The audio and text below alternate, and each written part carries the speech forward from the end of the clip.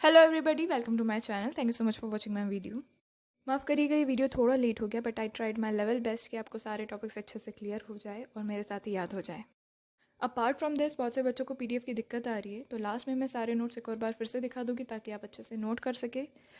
Otherwise you can join my Telegram channel where I use to upload all my notes with same name, Science with Akshu. And there is also a little quiz at the end of this video, so stay tuned till last. So let's start with today's topic, that is the inflorescence. Before that we have covered till modification of leaves. अगर आपने वो video नहीं देखा हो तो please go and watch that video ताकि आप continuation में रहे और आपको अच्छे तरीके से समझ में आए. Link is mentioned in description, so you can check that video. So let's start the topic, that is the inflorescence. So what is inflorescence? It is the arrangement of flowers on the floral axis. Flower का arrangement on the floral axis is known as inflorescence. इस definition को हम detail में समझेंगे आगे, ठीक है. अब एक क्वेश्चन है आपके लिए कि फ्लावर इज मॉडिफाइड रूट और अ शूट. जहाँ तक मुझे पता है आपको पता होगा कि it is a shoot. And if the flower is a part of shoot, then it will definitely will arise from the shoot apical meristem. Now this shoot apical meristem जिससे flower बनता है, that will develop or change into the floral meristem. Floral क्या है यहाँ पर? flower, ठीक है. तो ऐसा मेरिस्टेम जो कि चेंज होता है, डेवलप होता है इनटू द फ्लावर, उसे हम फ्लोरल मेरिस्टेम बोलेंगे. अब जब ये शूट अपाइकल मेरिस्टेम चेंज होता है फ्लोरल मेरिस्टेम के अंदर, तब कुछ चेंजेस आते हैं. क्यों, कौन कौन से चेंजेस आते हैं यहाँ पर एक्सिस कंडेंस हो जाती है और इंटरनोड्स डू नॉट एलोंगेट. तो ये दो चेंजेस यहाँ पर दिखाई देते हैं. सबसे पहले तो यहाँ पर नोड्स और इंटरनोड्स एक और बार समझ लेते. नोड्स जहाँ से लीव्स, फ्लावर्स वगैरह अराइज होते हैं, ग्रो होते हैं, and the distance between two nodes that is known as internodes. तो यहाँ पर क्या बोला गया है कि इंटरनोड्स डू नॉट एलोंगेट. यहाँ पर इंटरनोड एलोंगेट नहीं होते, ग्रो नहीं होते हैं, and the total axis get condensed. In fact जब ये शूट अपाइकल मेरिस्टेम के स्टेज पर थे तो यहाँ पर नोड्स से लीव्स अराइज हो रहे थे. लेकिन जब शूट अपाइकल मेरिस्टेम चेंज हो गया, डेवलप हो गया इनटू द फ्लोरल मेरिस्टेम, अब जिस नोड से लीव्स अराइज हो रही थी, अब वहाँ से फ्लावर्स अराइज हो गए. अब इतनी चीज़ क्लियर हो गई कि nodes are those from where leaves arise in the lateral position in the shoot apical meristem. But when we talk about the flowers, instead of leaves, the floral appendages will arise from nodes and in lateral position. ठीक है. The apex produces different kind of floral appendages laterally at nodes instead of leaves. तो वही चीज़ जो मैंने अभी समझाई कि यहाँ पर पहले leaves ग्रो हो रही थी when it is in the stage of shoot apical meristem, but when it changes into the floral meristem, it will grow floral appendages on the nodes. Then the next point is, if shoot tip has flower, then it is always solitary. अगर shoot की tip पर flower present है तो it is always solitary. solitary मतलब अकेला, ठीक है. अब जब शूट की टिप पर फ्लावर प्रेजेंट रहेगा, इसका मतलब उसके आगे उस ब्रांच की ग्रोथ नहीं होगी. That will be in limit. That means that branch can not grow further more. That means the branch is terminal branch, and this is the example of साइमोस. In cymose, the main axis terminates in a flower. That means it has a limited growth.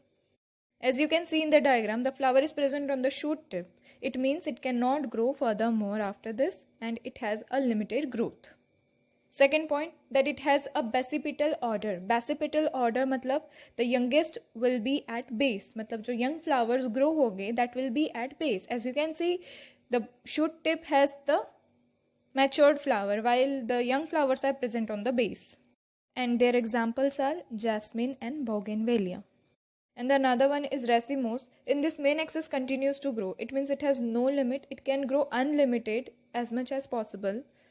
And this racemose has acropetal succession, or we can also say acropetal order. Acropetal order matlab the youngest flower will be at tip. As you can see in the diagram, at the base there are matured flowers, but while going from down to up, as you can see, the youngest flowers are present on the tip.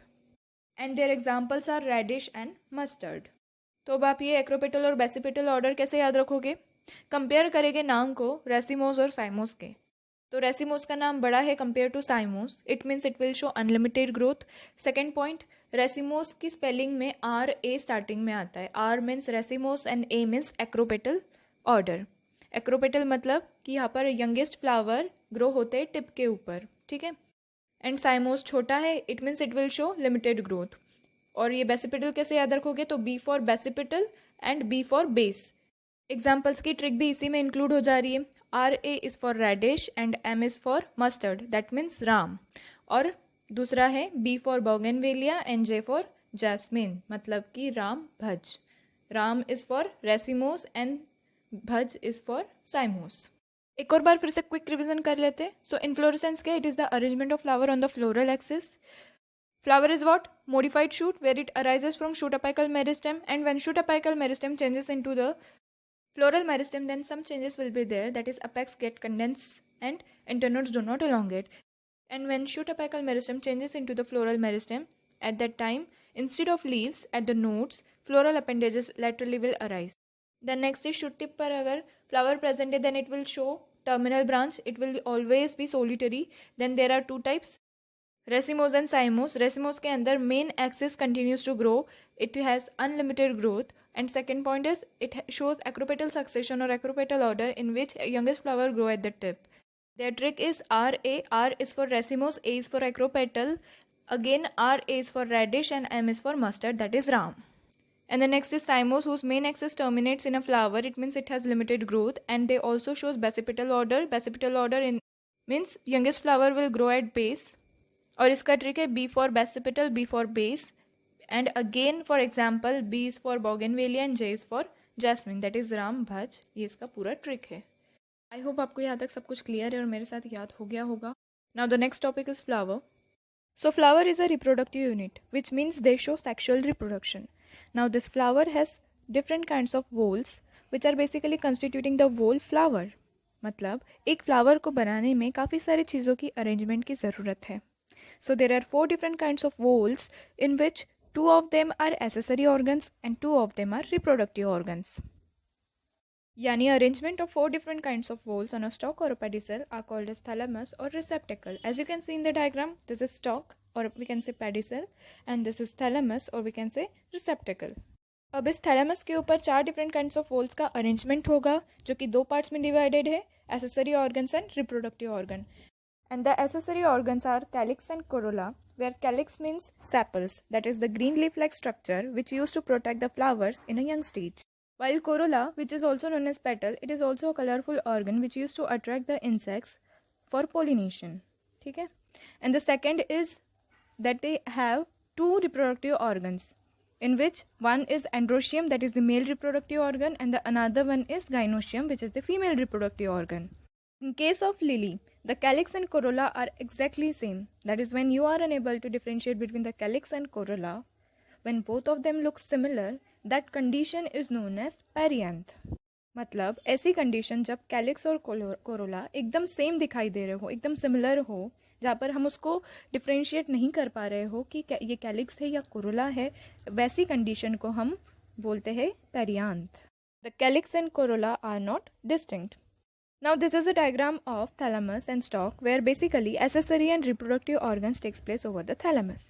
आपने flower को बड stage में तो देखा होगा, उसके ऊपर green leaf like structure होता है which used to protect the flower जब तक फ्लावर मैच्योर नहीं हो जाता.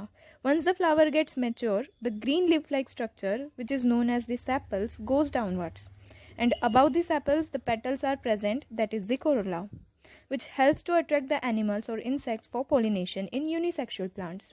Then after sepals, the androecium is present, that is the male reproductive organ, and then gynoecium is present, that is the female reproductive organ. So when we write the floral formula, वो इसी sequence में होता है. सबसे पहले calyx, then corolla, then androecium, and then gynoecium आता है. So the calyx is denoted by K. अब आप K कैसे याद रखोगे? K और X ऐसे याद रखना. अगर X के ऊपर हम बीच में एक डंडी घुमा देंगे और पीछे का साइड छुपा देंगे तो ये K दिखाई देगा. तो आपको कैलिक्स इस तरीके से याद रखना है. X is for K, calyx का K. ठीक है. Then corolla is denoted by C, androecium is denoted by A, and gynoecium is denoted by G. Then next is bisexual. Bisexual मतलब कि जिसमें दोनों प्रेजेंट हो, दोनों सेक्सेस प्रेजेंट हो, मेल भी और फीमेल भी. Bi means 2. ठीक है. Flowers has both androecium and gynoecium. Androecium means male and gynoecium means female. Similarly unisexual मतलब जहाँ पर फ्लावर्स के पास सिर्फ एक ही सेक्स प्रेजेंट हो, आइदर मेल और female. So flower has either only stamen और ओनली कार्पल. ठीक है. Then next is symmetry. Symmetry is divided into 3 parts, that is the actinomorphic, zygomorphic and asymmetric. So in actinomorphic, radial symmetry, यहाँ पर actinomorphic के अंदर radial symmetry होगी, मतलब it will divide into 2 equal radial halves. मतलब centre से अगर हम किसी भी एंगल पर उसको डिवाइड करते हैं तो it will divide into 2 equal radial halves. Example है उसके मस्टर्ड, धतूरा and chili. Then second is zygomorphic. In zygomorphic, it shows bilateral symmetry. Bi means 2, मतलब it will divide into 2 similar halves only. मतलब सिर्फ एक ही प्लेन से ये 2 equal parts के अंदर डिवाइड हो गए. एंड asymmetric मतलब कि यहाँ पर कोई भी सिमेट्री पॉसिबल नहीं हो सकती. यहाँ पर it cannot be divided into 2 equal halves. It will show irregularity. It cannot be divided into 2 equal halves. An example is Kanna. And examples of zygomorphic are pea, gulmohar, bean and cassia.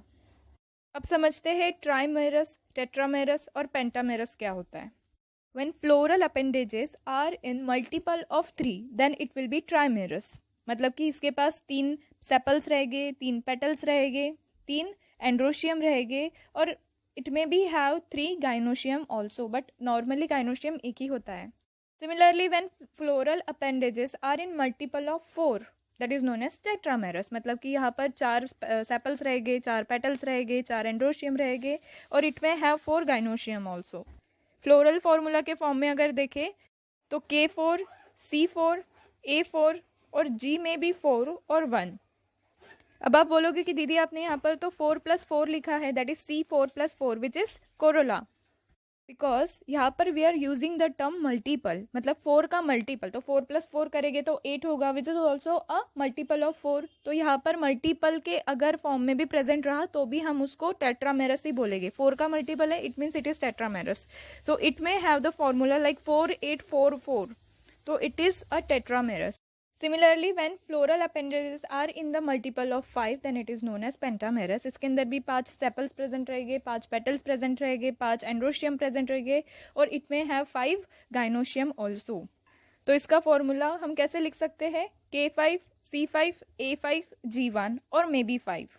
मैंने यहाँ पर gynoecium मतलब female reproductive organ 1 ही consider किया है. अब आपको इस diagram के अंदर very small leaf like structure दिखाई दे रहे होंगे and this very small leaf like structure is known as bracts. Bracteate भी बोला जा सकता है इसको, that is the flowers with bracts, that is known as bracteate. While ebracteate मतलब flowers without bracts. जिन flowers में bracts present नहीं होंगे उन्हें हम ebracteates बोलेंगे. So basically what are bracts? Bracts are reduced leaf found at the base of pedicel. Now we will discuss little about gynoecium on the basis of position. So it is divided into 3 parts, that is hypogynous, perigynous and epigynous. Hypo means below and gynous means ovary, मतलब ovary के नीचे. तो ये ovary के नीचे मतलब जितने भी बाकी के पार्ट्स रहेंगे फ्लावर के वो ओवरी के नीचे प्रेजेंट रहेंगे. मतलब ओवरी सबसे ऊपर प्रेजेंट रहेगी तो यहाँ पर ovary occupies the highest position. Ovary will be superior in the hypogynous. ठीक है, और इसका एग्जाम्पल है mustard, China rose and brinjal. And इसका एग्जाम्पल्स का ट्रिक हमने बनाया है. Superior bring rose with mustard. तो सुपीरियर को यहाँ पर बोला जा रहा है कि तुम रोज तो ला रहे हो, उसके साथ साथ मस्टर्ड भी लेकर आना. तो सुपीरियर यहाँ पर क्या है? ओवरी है. ब्रिंग क्या है? ब्रिंजल है. Rose is China rose and mustard is mustard. ठीक है. Then next is perigynous. Perigynous मतलब कि ऑन सेम लेवल. हम क्या बोलते हैं? पेरीफेरी बोलते हैं ना, कि पेरीफेरी पे सेम लेवल पर. ठीक है. तो पेरीफेरी मतलब कि सारी चीज़ें, सारे ऑर्गन्स, जितने भी ऑर्गन्स है, सेपल्स, पेटल्स, एंड्रोशियम, गाइनोशियम, ये सारे एक ही लेवल पर रहेंगे, उसे हम पेरीगाइनस बोलेंगे. That is the gynoecium is situated at the centre and other parts are on the rim at the same height. मतलब ये सारी चीज़ें एक ही हाइट पर अरेंज्ड है. ओवरी इज हाफ इन्फीरियर और we can also say ovary is half superior. Examples are plum, rose and peach. इसका ट्रिक हमने बनाया है. परी प्लांट पिच फॉर रोजी. परी ने प्लान किया पिच फॉर रोजी के लिए. रोजी इज हर फ्रेंड. ठीक है. तो परी का हो जाएगा पेरीगाइनस, प्लांट का हो जाएगा प्लम, पिच का रहेगा पिच और रोजी का हो जाएगा rose. And the last one is epigynous. Epi means above and gynous means ovary, मतलब कि ओवरी के ऊपर. मतलब जितने भी बाकी के ऑर्गन्स रह गए सेपल्स, पेटल्स, एंड्रोशियम, ये ओवरी के ऊपर प्रेजेंट रह गए, मतलब ओवरी सबके नीचे प्रेजेंट रहेगी, मतलब यहाँ पर ओवरी कैसी रहेगी, इन्फीरियर रहेगी। Margin of thalamus grows to completely cover the ovary, मतलब यहाँ पर एपिगाइनस के अंदर ओवरी कम्प्लीटली कवर्ड रहती है, और यहाँ पर ओवरी कैसी रहती है, इन्फीरियर रहती है। इसके एग्जाम्पल्स है guava, cucumber and the ray florets of sunflower. And the trick is epic sunrise from Gurukul. तो epic का हो जाएगा यहाँ पर एपिगाइनस, सनराइज का हो जाएगा सनफ्लावर, गुरु का हो जाएगा गुआवा एंड कुल का हो जाएगा cucumber. Then next is parts of flower. अब हमने इतने बार डिस्कस कर लिया तो हमको ये चीज़ याद ही हो गई है कि पार्ट्स ऑफ फ्लावर क्या है, calyx, corolla, androecium and gynoecium. Calyx क्या है, sepals, corolla is petal, androecium is male reproductive organ and gynoecium is female reproductive organ. Now we will discuss calyx and corolla in more detail. वैसे तो हमने सारी चीज़ें पहले ही discuss कर ली है, बट फिर से एक और बार कर लेते। तो calyx is also known as sepals. It is the outermost wall of flower. It is green leaf-like structure which protects the flower in bud stage. It may be gamosepalous, that is the sepals are united, or polysepalous, that is sepals are free. Then next is corolla, and the corolla are composed of petals which are brightly colored to attract the insects for pollination. Corolla may be united, that is the gamopetalous, petals are united, or may be polypetalous, that is petals are free. In this corolla, shape and color vary greatly. Corolla may be tubular shaped, bell shaped, funnel shaped or wheel shaped. So this was all about the calyx and corolla. Now next we will discuss about the estivation. So mode of arrangement of sepals and petals in the floral bud with respect to the other members of the same role. मतलब कि sepals और petals का arrangement floral bud के ऊपर with respect to the other organs और other member, मतलब जो other members present like androecium, gynoecium, उनके respect में यहाँ पर सेपल्स और पेटल्स का अरेंजमेंट को फ्लोरल बड के ऊपर एस्टिवेशन बोला जाता है।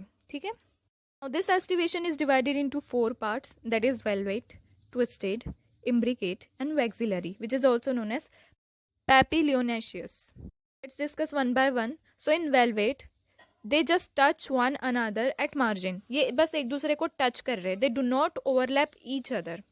ठीक है, ये जस्ट एक दूसरे को टच कर रहे हैं, इसको हम वेलवेट बोलेंगे। They do not overlap each other and the example is Calotropis. Then twisted, twisted में one margin of appendage overlaps the next one, मतलब यहाँ पर एक मार्जिन दूसरे मार्जिन को ओवरलैप कर रही है, एक पेटल दूसरे पेटल को ओवरलैप कर रहा है, as you can see in this diagram. It is in a continuation process, एक मार्जिन का आगे वाला पीछे वाले को ओवरलैप कर रहा है, आगे वाला पीछे वाले को ओवरलैप कर रहा है, तो ये कंटिन्यूएशन में जहाँ पर एक मार्जिन दूसरे मार्जिन को ओवरलैप कर रही है, and this is known as twisted. इसका एग्जाम्पल है China rose, cotton, lady finger. After that is imbricate. In imbricate it overlaps one another but not in any particular direction, मतलब आप diagram में देख सकते हो ये ओवरलैप तो कर रहा है लेकिन पर्टिकुलर डायरेक्शन में नहीं कर रहा है। ठीक है, इसके पेटल्स का अरेंजमेंट अगर हम देखेंगे डायग्राम के अंदर, तो कभी ये आगे वाला पीछे वाले को ओवरलैप कर रहा है, कभी पीछे वाला आगे वाले को ओवरलैप कर रहा है, कभी कभी तो पेटल्स के दोनों साइड ही ओवरलैप्ड है और कहीं पर तो दोनों साइड ओवरलैप्ड ही नहीं है। तो this is known as imbricate, जहाँ पर ओवरलैप तो हो रहा है लेकिन not in a particular direction. इसके एग्जाम्पल है Cassia and gulmohar. The next is vexillary, which is also known as papilionaceous. So in this, the largest one is known as standard, which overlaps the two lateral petals, which is known as wings, which in turn overlaps the two smallest anterior petals, which is known as keel. ठीक है, तो सबसे बड़ा है उसे हम standard बोलेंगे, then wings and after that आता है कील। इसके एग्जाम्पल्स है pea bean flowers. Trick to remember examples are, सबसे पहले स्टार्ट करते हैं विथ वेलवेट, तो यहाँ पर आ जाएगा C V Raman, C is for Calotropis, V is for valvate. ठीक है, Raman is silent here. Then twisted का ट्रिक है Chinese lady sells twisted cotton, यहाँ पे चाइनीज हो जाएगा चाइना रोज, लेडी हो जाएगा लेडीज फिंगर, ट्विस्टेड मतलब ये ट्विस्टेड के एग्जाम्पल्स है, और कॉटन मतलब कि कॉटन। फिर उसके बाद है इम्ब्रिकेट। इम्ब्रिकेट का ट्रिक है इम्ब्रान लव्स गुलकन। इम्ब्रान मतलब कि इम्ब्रिकेट के एग्जाम्पल्स है, गुल यहाँ पे GUL हो जाएगा गुलमोहर का, और कन का CA हो जाएगा कैसिया का। ठीक है, गुल का यू कैन से, और गुलकन। ठीक है, देन लास्ट आता है vexillary, which is also called as papilionaceous. उसका ट्रिक है पापा लव्स पी बिन फ्लावर्स, पापा हो जाएगा फॉर पैपिलियोनेशियस, बाकी वैसा का वैसा, that is pea bean flowers. Then the next topic is androecium. Androecium मतलब male reproductive organ. This male reproductive organ is composed of stamens. Stamen, it is of two parts, stalk or we can say filament, and another one is anther. Here anther is bilobed. Each lobe has two chambers, which is also called as pollen sacs, and in these pollen sacs, pollen grains are produced. Basically mail reproductive organ composed है of स्टेमन, जो कि दो parts में divided है, stock और a filament, and another one is anther. ठीक है, अब ये एंथर जो है वो बाइलोब्ड है. यहाँ पर दो लोब्स है, मतलब कि दो लॉबी जैसा बोल सकते हैं. बायोलॉजिकल लैंग्वेज में से पोलन सैक्स बोला जाता है. अब इन पोलन सैक के अंदर पोलन ग्रेन्स प्रोड्यूस होते हैं. And if we talk about the stalk और a filament, there may be variation in the length of filament within the flower. अगर हम फिलामेंट की बात करें तो यहाँ पर वेरिएशन हो सकता है फिलामेंट की लेंथ के अंदर, डिपेंड करता है कि किस फ्लावर की बात कर रहे हैं. ठीक है, उसका एग्जाम्पल है सैल्विया एंड मस्टर्ड. यहाँ पर स्टेमिनोड का मतलब क्या है? मतलब है स्टेराइल स्टेमन. ऐसे stamen which are unable to reproduce are known as staminode. Let's discuss epipetalous and epiphyllous. Epipetalous के नाम से ही समझ में आ रहा है कि इसमें पेटल से रिलेटेड कुछ है. इसके अंदर when stamens are attached to petal is known as epipetalous. जब स्टेमेंस अटैच्ड रह गए पेटल से, उसे हम एपीपेटलस बोलेंगे. इसका एग्जाम्पल है ब्रिंजल. एंड एपीफाइलस मतलब जब स्टेमेन अटैच्ड रह गए पेरियांथ से, उसे हम बोलेंगे एपीफाइलस. पेरियांथ हमने बहुत अच्छे से डिस्कस, तो आपको ये टर्म पता होना चाहिए. And the example is lily. Next is monoadelphous, diadelphous and polyadelphous. Mono मतलब एक, डाई मतलब दो, और पॉली मतलब बहुत सारे. अब देखते हैं क्या बोला जा रहा है. मोनोअडेल्फस मतलब stamens may be united into one bunch और वन बंडल. जब स्टेमेंस यूनाइटेड रहेंगे एक ही बंच में या एक ही बंडल में, तो उसे हम मोनोअडेल्फस बोलेंगे. उसका एग्जाम्पल है चाइना रोज. डायअडेल्फस मतलब जब स्टेमेंस यूनाइटेड रहेंगे टू बंडल्स में, तो उसे हम बोलेंगे डायअडेल्फस. उसका एग्जाम्पल है पी. और जब स्टेमेंस यूनाइटेड रहेंगे more than two bundles, then उसको हम पॉलीअडेल्फस बोलेंगे. उसका एग्जाम्पल है citrus. The next is gynoecium. Gynoecium मतलब female reproductive organ which is made up of one और मोर कार्पल्स. कार्पल्स किससे मिलकर बना हुआ है? Ovary, style and stigma. यहाँ पर ओवरी क्या है? It is the enlarged basal part. Each ovule bears one or more ovules which is attached to the flattened cushion-like placenta. Then above ovary there is style which connects ovary to the stigma, and then last is stigma, tip of stigma and receptive surface for pollen grains. मतलब gynoecium क्या है? Female reproductive organ है जो कि एक या एक से ज़्यादा कार्पेल से मिलकर बना हुआ है. अब कार्पेल जो है वो तीन पार्ट्स में डिवाइडेड है, ओवरी, स्टाइल एंड स्टिग्मा. यहाँ पर ओवरी क्या है? It is the enlarged basal part है, जो कि एक ओवरी एक या एक से ज़्यादा ओव्यूल्स को अटैच रखती है to the flattened cushion like placenta से. देन ओवरी के ऊपर आता है स्टाइल. यहाँ पर स्टाइल जो है वो कनेक्ट करता है ओवरी को to the stigma, and then last आता है stigma which allows the pollen grain to enter into the flower. What is apocarpous? When one और more carpels are present and are free. जब एक या एक से ज़्यादा कार्पल्स प्रेजेंट रहेंगे लेकिन वो फ्री फॉर्म में प्रेजेंट रहेंगे, उसे हम एपोकार्पस बोलेंगे. उसके एग्जाम्पल्स है lotus and rose. And syncarpous मतलब जब कार्पल्स प्रेजेंट रहेंगे लेकिन कैसे प्रेजेंट रहेंगे? फ्यूज्ड फॉर्म में प्रेजेंट रहेंगे, उसे हम बोलेंगे सिनकार्पस. उसके एग्जाम्पल है मस्टर्ड एंड टमाटो. एपो मतलब फ्री होता है और सिन मतलब फ्यूज्ड होता है. Next topic is placentation. The mode of arrangement of placenta और ovule is known as placentation. मतलब कि यहाँ पर अरेंजमेंट ऑफ ओव्यूल देखेंगे कि किस तरीके से अरेंजमेंट हो सकता है ओव्यूल का. पहला है marginal, in which placentation forms are ridge along the vertical suture of ovary. मतलब यहाँ पर ओव्यूल्स जो है वो रिज के ऊपर प्रेजेंट रहेंगे. As you can see in the diagram को देख के आपको चीज़ें क्लियर हो रही होगी कि किस तरीके से ये प्लासेंटेशन हो रहा है रिज के ऊपर ओव्यूल का. इसका एग्जाम्पल है pea. Second is axile, where ovules are attach to it in a multilocular ovary. As you can see in the diagram ये मल्टीलोक्यूलर फॉर्म में प्रेजेंट है. ठीक है, and their examples are China rose, tomato and lemon. Then third is parietal. In this, ovule develops in the inner wall of the ovary, or we can say peripheral part of the ovary.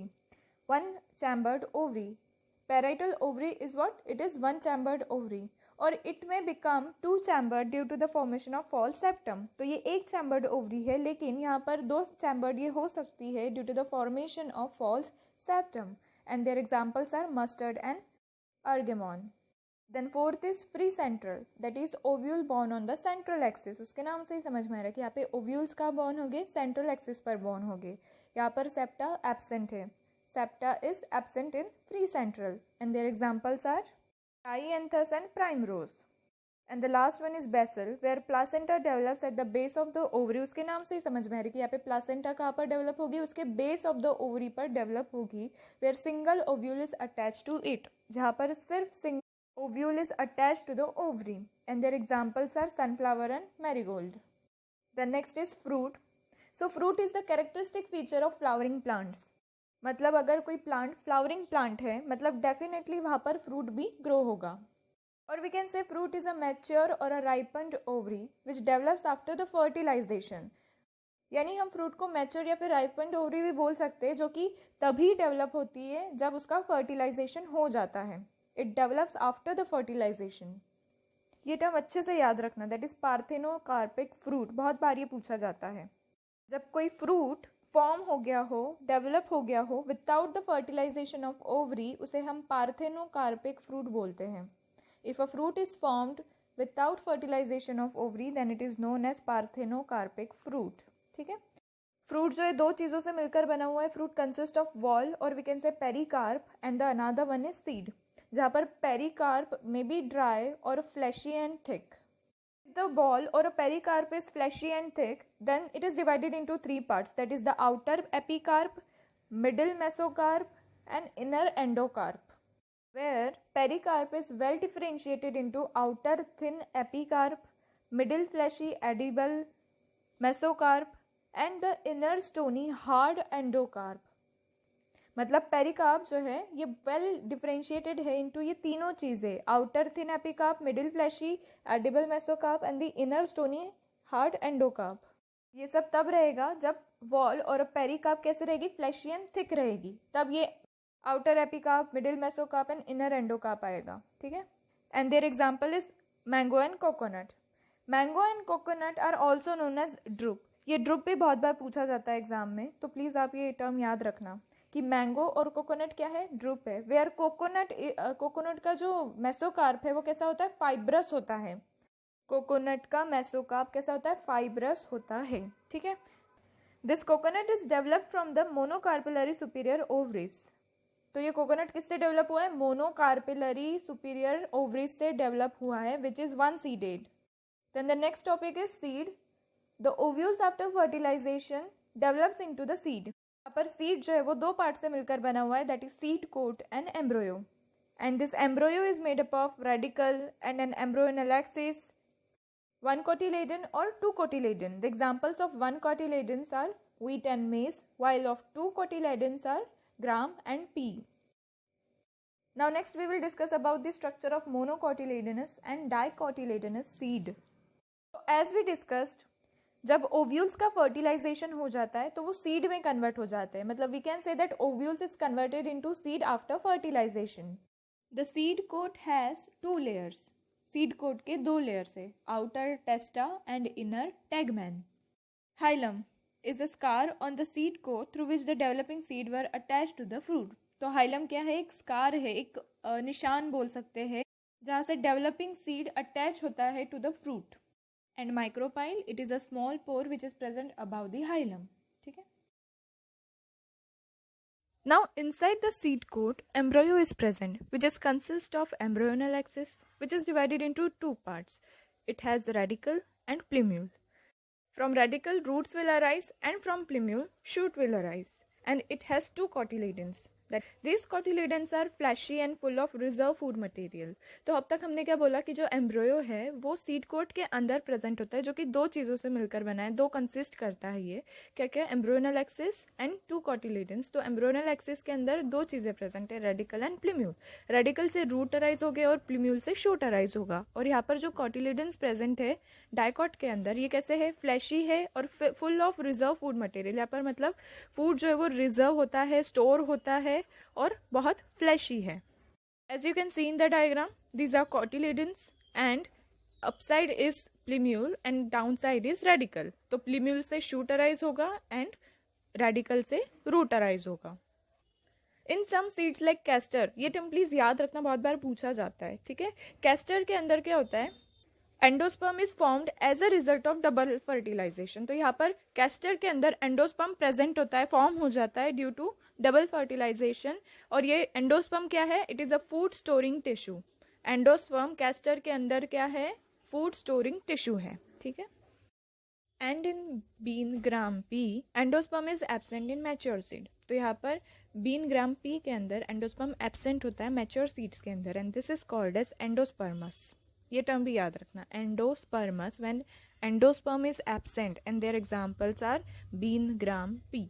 ठीक है. आप कैसे याद रखोगे, प्लीम्यूल से क्या rise होता है और रेडिकल से क्या राइज होता है. तो R for radicle, R for root, और रूट जो वो मतलब रेडिकल जो वो नीचे की तरफ प्रेजेंट है, तो ऑब्वियसली हमें ये चीज़ पता है कि रूट जो है वो नीचे की तरफ सॉइल के अंदर ग्रो होती है. तो आर से रेडिकल है और आर से रूट है, तो आपको याद रहेगा कि रेडिकल से रूट अराइज होते हैं. और फिर बचा कुचा प्लीम्यूल है तो वहाँ से शूट अराइज होगा. So this was all about the dicots. Now we will discuss about the monocot. So monocots are endospermic but orchids are non endospermic. तो मोनोकॉट जो है वो बेसिकली एंडोस्पर्मिक होते हैं, इसके अंदर एंडोस्पर्म प्रेजेंट होता है, लेकिन कुछ जो होते हैं जैसे ऑर्चिड्स हो गए वो नॉन एंडोस्पर्मिक होते हैं. In some grains like wheat, maize, seed coat is membranous, fused with the fruit wall. Here, endosperm is bulky and store food. And outer covering separates the embryo by proteinaceous layer called as aleuron layer. Basically इसमें क्या बताया गया कि कुछ grains ऐसे जैसे मेज, wheat हो गया, इनके अंदर सीड कोट जो है मेम्ब्रेनस होती है, जो कि फ्यूज्ड हो जाती है विद द फ्रूट वॉल. यहाँ पर एंडोस्पर्म बल्की होता है और फूड स्टोर करता है मेज और व्हीट के अंदर. ठीक है. और जो आउटर कवरिंग है वो सेपरेट रहती है from the embryo by a proteinaceous layer. तो यहाँ पर प्रोटीनेशियस लेयर का नाम क्या है, एल्यूरोन लेयर. तो ये एल्यूरोन लेयर की मदद से, which is a proteinaceous layer, यहाँ पर आउटर कवरिंग सेपरेट है from the embryo. Embryo in monocots are very small and are situated in groove at one end of the endosperm. तो embryo जो है monocots के अंदर वो बहुत छोटा सा है और situated है एक groove के अंदर at one end of the endosperm. एक कोने में बोल सकते हैं endosperm के. So here embryo in monocots are consist of two things, that is scutellum and plumule and radicle. Scutellum is large and shield shaped cotyledon. तो scutellum कैसा यहाँ पर लार्ज है और शेल्ड शेप्ड कॉटिलिडन है, वाइल प्लीम्यूल एंड रेडिकल कैसे है, short है, मतलब ये बहुत छोटे हैं. तो स्क्यूटेलम कैसा है, बहुत लार्ज है, शेल्ड शेप्ड कॉटिलिडन है, वाइल प्लीम्यूल एंड रेडिकल कैसे, बहुत शॉर्ट है. Which are enclosed in a sheath, जो कि एक शीट के अंदर एनक्लोज्ड है. तो प्लीम्यूल जो है वो कोलियोप्टाइल के अंदर एनक्लोज्ड है, while radicle is enclosed in coleorhiza. As you can see in the diagram, endosperm ने बड़ा सा एरिया कवर कर रखा है. So as we know that monocots are endospermic, तो यहाँ पर endosperm present है. ठीक है. While the outer layer is of seed coat and fruit wall, और ऐसी outer covering जिसने separate कर रखा है embryo को by a proteinaceous layer that is known as aleuron layer. Then scutellum जो कि क्या है, large and shield shaped cotyledon. As you can see in the diagram, आपको दिखाई दे रहा होगा, this is a large and shield shaped cotyledon. और उसके बाद आता है प्लीम्यूल एंड रेडिकल. तो प्लीम्यूल जो है वो ऊपर की तरफ है और रेडिकल नीचे की तरफ है. Plumule is enclosed by a layer that is known as coleoptile, while the radicle is enclosed by a sheath known as coleorhiza. I will advise you कि एनसीईआरटी के सारे डायग्राम्स एक बार अच्छे से गो थ्रू हो जाना, क्योंकि बहुत बार क्वेश्चंस डायरेक्टली डायग्राम से भी आ जाते हैं. So this is very important and even I try कि मैं डायग्राम ज़्यादा से ज़्यादा बनाऊँ और आपको ज़्यादा अच्छी तरीके से समझा पाऊँ. Now this is quiz time. अगर आपने मेरा लेक्चर बहुत अच्छी तरीके से सुना होगा और सारी चीज़ें आपको समझ आई होगी तो ये तीनों क्वेश्चन बहुत ईजी है. This is just to increase your confidence. तो फटाफट सारे आंसर्स कमेंट करो. First, the wheat grain has an embryo with one large shield shaped cotyledon is known as A. Epiblast, B. Coleorhiza, C. Scutellum and D. Coleoptile. बहुत easy question है ये, इतनी बार मैंने बोल दिया है तो आपको ये याद ही हो गया होगा. तो फटाफट कमेंट करो इसका आंसर. सेकंड है कोकोनट फ्रूट इज अ, ये भी बहुत इजी है. A. Drupe, B. Berry, C. Nut and D. Capsule. And third is axile placentation is present in A. Dianthus, B. Lemon, C. Pea and D. Argemone. This was all about the morphology in flowering plants. बस एक last छोटा सा topic बचा है, some important families, तो वो भी बहुत जल्दी 1-2 दिन में आ जाएगा विथ ट्रिक्स. और लास्ट में मैं आपको सारे नोट्स एक और बार फिर से दिखा दूंगी ताकि आपको PDF की दिक्कत ना आए. अगर ये वीडियो पसंद आए तो please do like and subscribe my channel. बस आपका प्यार चाहिए और कुछ नहीं. You can also follow me on Instagram with same name science with Akshu. अगर आपको डाउट हो या कुछ चीज़ समझ नहीं आ रही हो तो I can help you there. All is that all the very best. अच्छे से पढ़ो, खुद पर भरोसा रखो. You can.